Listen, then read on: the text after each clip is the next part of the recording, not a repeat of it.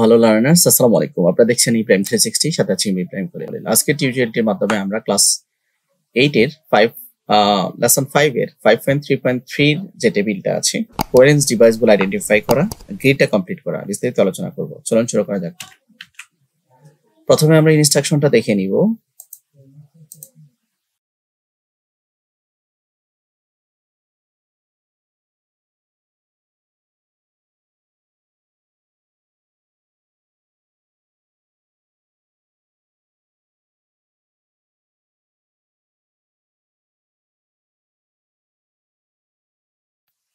এখানে বলছে যে রিড দ্য ফলোইং সেন্টেন্সেস। এই যে নিচে এখানে যে সেন্টেন্সগুলো আছে বা প্যাসেজটা আছে, এটা পড়ার জন্য বলছে they are not logically chronologically organise. এগুলা লজিক্যালি বা ক্রোনোলজিক্যালি কি নয়, অর্গানাইজ নয়, মানে সাজানো নাই। Identify the different cohesive device. এখানে বিভিন্ন ধরনের কোয়েসিভ ডিভাইস গুলো রয়েছে। ইউজ টু কানেক্ট দ্য সেন্টেন্সকে কানেক্ট করার জন্য। Organise them to make the meaningful paragraph. এই টেক্সটটাকে মিনিংফুল করার জন্য, এই পুরো টেক্সটটাকে মিনিংফুল করার জন্য আমাদেরকে কোয়েসিভ ডিভাইস অনুযায়ী এটা সাজাইতে বলছে। Follow the structure of the paragraph while organizing the sentences. তো আমরা এখানে একটা স্ট্রাকচার দিয়ে দিয়েছে। প্রথমে বলছে স্ট্রাকচার অফ দ্য প্যারাগ্রাফ, প্যারাগ্রাফের স্ট্রাকচার, তারপর হোয়াট ইজ রিটেন। স্ট্রাকচার বলতে আমরা কি বুঝি? একটা লেখার ইন্ট্রোডাকশন থাকবে, বডি থাকবে, কনক্লুশন থাকবে। হোয়াট ইজ রিটেন বলতে এখানে টপিক সেন্টেন্স, পরবর্তী হচ্ছে সাপোর্টিং আইডিয়া, তারপর হচ্ছে concluding sentence. Are the sentences মানে এই প্যারার মধ্যে, এই প্যাসেজটার মধ্যে যে সেন্টেন্সগুলো ব্যবহার করা হয়েছে, কোনটা কিসের জন্য ব্যবহার করা হয়েছে সেটা। তারপরে কোয়েসিভ ডিভাইস যেগুলো ব্যবহার করা হয়েছে ওই সেন্টেন্সের মধ্যে।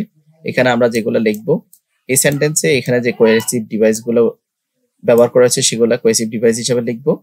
তারপরে এই কোয়েসিভ ডিভাইসগুলো যদি, যেমন অ্যান্ড, এখানে এই বাক্যে এখানে একটা বাক্য লেখা হয়েছে, প্রথম বাক্যটা, এই বাক্যতে এন্ড ব্যবহার করা হয়েছে। এখানে আমরা দেখতে পাচ্ছি এন্ড ব্যবহার করা হয়েছে। তো এন্ড হচ্ছে কোয়েসিভ ডিভাইস। এখন এন্ডটা কেন ব্যবহার করা হয়েছে? এন্ড ব্যবহার করা হয়েছে যে কানেক্টিং টু সিমিলার ইনফরমেশন, দুটা তথ্য একসাথে করার জন্য, সিমিলার ইনফরমেশন দেওয়ার জন্য এন্ড ব্যবহার করা হয়েছে। তো সব বাকি কাজগুলো আমরা করতে হবে।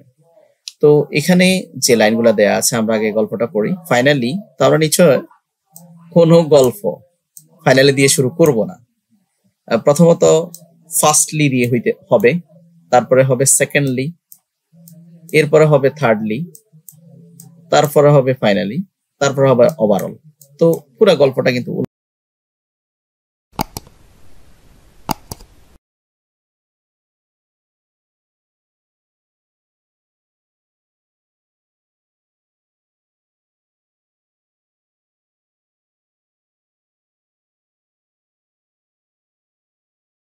যেহেতু করাই আছে, আমরা সেকেন্ড বডি থেকে করা শুরু করব। তো দ্বিতীয় স্ট্রাকচার হচ্ছে বডি। তারপর হচ্ছে দ্বিতীয় বডিতে কি কাজ? Support the details, establish the topic sentence, topic সেন্টেন্সকে সাপোর্ট করার জন্য। তো প্রথমত আমরা ফার্স্টলি, কিছুক্ষণ আগে আমরা যেটাতে পড়ছিলাম যে ফার্স্টলিটা আমরা প্রথমে আনবো, কারণ এখানে ফাইনালি দিয়ে শুরু করছে, আমরা তো ফাইনালি আনবো না, আমরা ফার্স্টলি আনবো। ফার্স্টলি দ্য বার্ড, এখান থেকে শুরু করে এই বাক্যটা নেক্সট পর্যন্ত, নেক্সট পর্যন্ত। তাহলে ফার্স্টলি থেকে নেক্সট পর্যন্ত আমরা প্রথমে নিয়ে আসলাম, এই যে নেক্সট পর্যন্ত। তো এখানে এই যে ফার্স্টলি, যেই এই বাক্যটার মধ্যে ফার্স্টলি শব্দটি হচ্ছে কোয়েসিভ ডিভাইস। এবং এই ফার্স্টলি কথাটা কেন ব্যবহার করা হয়েছে? To make sequence of the topics, এই টপিকসের সিকোয়েন্স বোঝানোর জন্য, ধারাবাহিকতা বোঝানোর জন্য। সেকেন্ডলিতে কি আছে?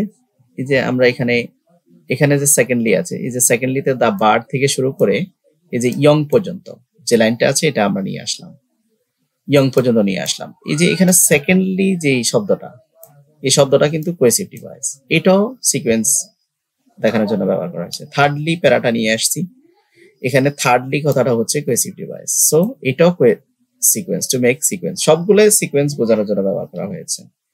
ঠিক আছে। আর আমরা চাইলে এখানে ফাইনালিটাও অ্যাড করতে পারি, ফাইনালিও কিন্তু সিকোয়েন্স বোঝানোর জন্য ব্যবহার হয়। তো সর্বোপরি আমরা কনক্লুশন আমরা জানি যে, আমরা যদি আবার এই প্যাসেজটাতে যাই, এখানে আমরা দেখতে পাচ্ছি যে ফাইনালি দ্য থার্ড, এই প্যারাটা আমরা নিয়ে আসছি। আমরা চাইলে এই প্যারা না, আমরা ওভারঅল যে প্যারাটা আছে এই প্যারাটা আমরা নিয়ে নিতে পারি। সর্বশেষ বাক্য হিসাবে। সো আমি দুইটা বাক্যই আনছি, আপনি চাইলে এই যে ফাইনালি কথাটা আমরা বডি প্যারাগ্রাফে রাখতে পারতাম, সেক্ষেত্রেও এটা সিকোয়েন্স বোঝাইতো। আর যেহেতু আমরা ফাইনালিও নিতে পারি, ফাইনালি নিলে এটা টু সামারাইজ দ্য আইডিয়া।